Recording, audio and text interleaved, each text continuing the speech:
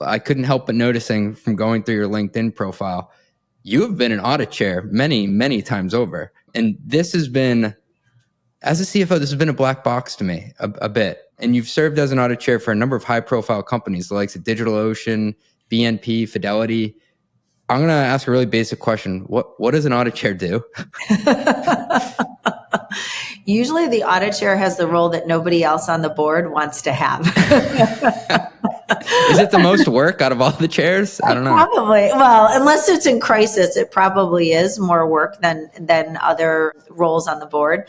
The way I like to describe the role of the audit chair is that it's the audit chair's responsibility to work with the auditor, the CFO, and the finance team to say, hey, I believe that all of the processes and controls have been put in place such that these are good numbers. And that I then come to the board and say, hand on heart, these are good numbers, and that they feel like they can trust me to have reviewed all of those policies, processes, procedures, controls. In addition, I think it's the audit chair's role to make sure that the language of numbers is not forgotten in the boardroom, right? In strategy, it can't just be our strategy is to grow. We need to make sure we talk about it in terms of numbers, think about it in terms of gross margin expansion, think about it in terms of free cash flow. It's also really important to think about terms on the balance sheet, such as current liabilities or goodwill, and how do they play out, whether it be in terms of making decisions to repay debt or, if you will, make acquisitions, and kind of thinking through that language of numbers is really important. Most board meetings that I've been a part of, Amy, are focused on the P&L outcomes, and they don't link all the way through to the other three financial statements. Just hearing you go through that, it seems like you're connecting the dots between business outcomes and all of the financial statements, not just the P&L. Well, maybe that's my equity research background showing up, because when you are an investor or a research analyst, you usually find the best nuggets, in the balance sheet or in the cash flow or in that MD&A. Can you say more about that? I feel like... You got really excited. Yeah. What type of golden nuggets are you looking for? And I guess what I'm trying to poke at here is you have to find something there, but then you have to translate it into terms that the business can understand and the impact. So I'm thinking of a situation where you may be reviewing the financials and being like, okay, I got to communicate what this outcome means to everybody else who may not be a CPA. Sure. I mean, if I go back to different moments in time, either as an investor or when I was doing equity research, right, you're wanting to look for when our liabilities going current, because that puts incremental pressure on a management team or on a business, right?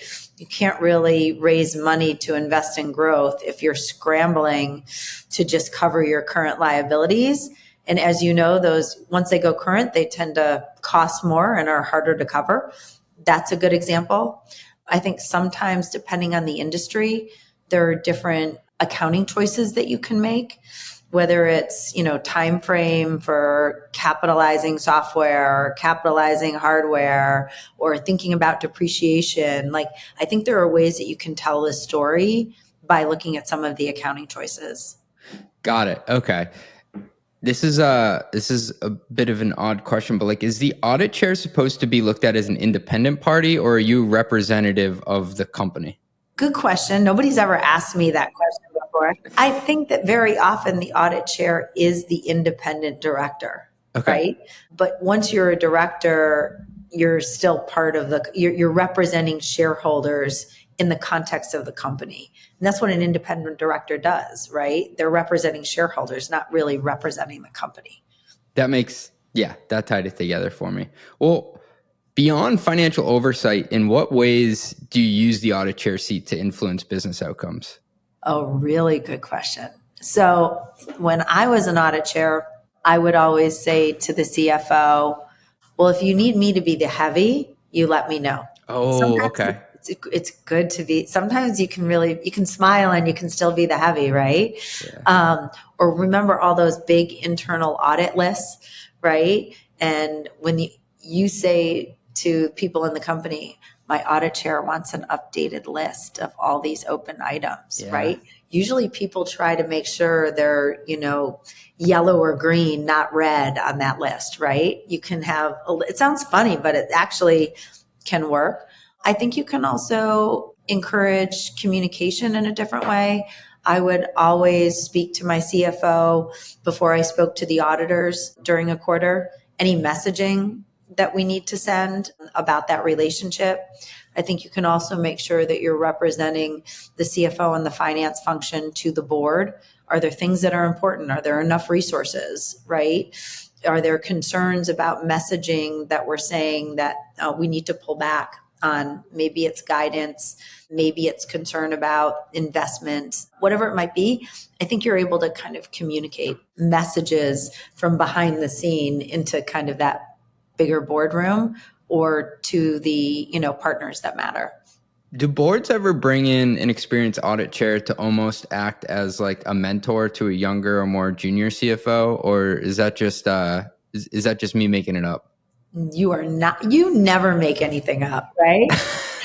I had a hypothesis, but I didn't know if it was always true. Yeah, no, very much so. That the goal, an audit chair can very much serve as a mentor. They can serve as a sounding board. Mike Corey is the audit chair at Navan, and he's a great sounding board. He's been audit chair of many companies, has seen a lot, and he's a great person to go to and say, "Hey, Mike, what do you think of this?" Or, "Hey, Mike, can you help me emphasizing the importance of enterprise risk management or internal controls or investment in a different tool or system?" So audit chairs can be great mentors. I did that when I was on the board of Stash. They can be great sounding boards, and they can also really play the role of the bad guy if you need them to.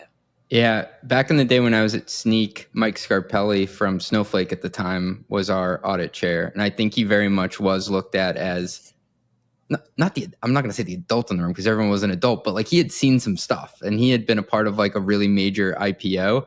And being a CFO, I mean, I wasn't the CFO there, but I mean, it is a lonely job. You probably do want someone who you can bounce ideas off of who isn't your CEO. But we still learn from each other. So I just handed the audit chair baton to Warren Jensen at DigitalOcean. He was CFO at Amazon, at Delta. And every time we're on a call or in a room together, I learn something from him. So we can still learn from each other. Yeah. DigitalOcean, that's another one. That was quite the ride. Yeah. Has being an audit chair opened up other opportunities for you in your career?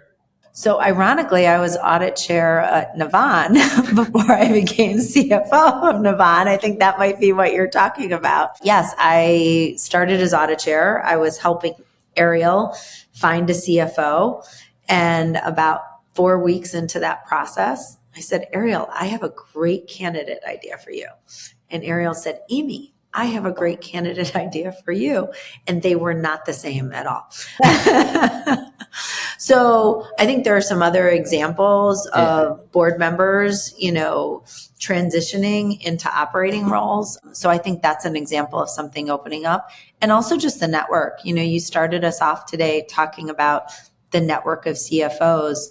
There's also a really important network of, other board members, audit chairs.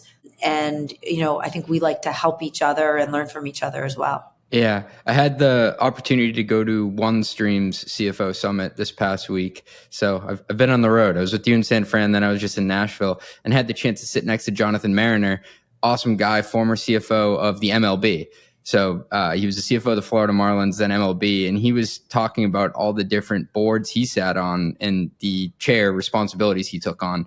And I think there are probably people listening who say, "I eventually want to become a board member," which you've done, or "I eventually want to become an audit chair member." Is there like a path to get there? Like how do people become elected or I guess nominated for these positions?